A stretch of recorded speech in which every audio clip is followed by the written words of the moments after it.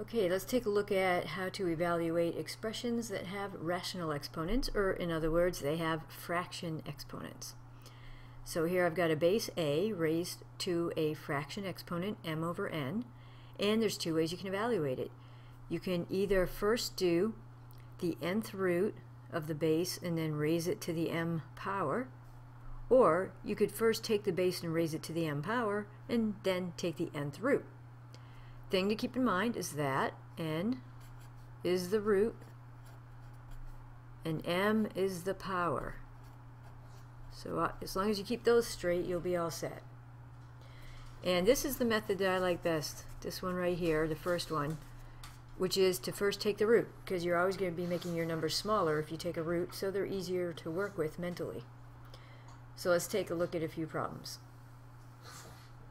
If I have 100 to the half, again, the denominator of the fractional exponent is the root. So that means I can take the square root of 100, which is 10, raise it to the 1 power, which is still 10. So I get an answer of 10.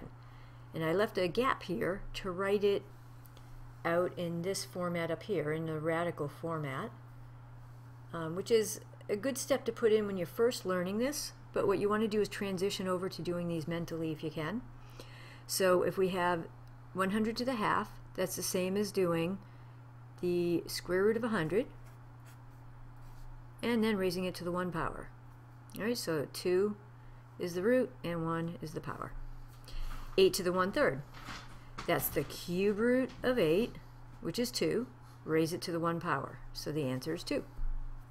And that would be cube root of the base raised to the 1 power. And the next one we've got 16 to the 1/4. So we have the 4th root of 16, which is 2, raised to the 1 power, which is still 2. And again, in radical form, that would be first do the root. So 4th root of 16, raise that result to the power, which is 1 in this case. And now if we have, now the last three have powers different from 1, but we're going to approach it the exact same way. 8 to the 2/3, we do the cube root of 8, which is 2, and then square it, which would be 4. And if we write that out in radical form, we have cube root of 8, and we're going to take that result and raise it to the power, which is the numerator, like that. So cube root of 8 is 2, raise that to the 2nd power, and that's what gave us the 4.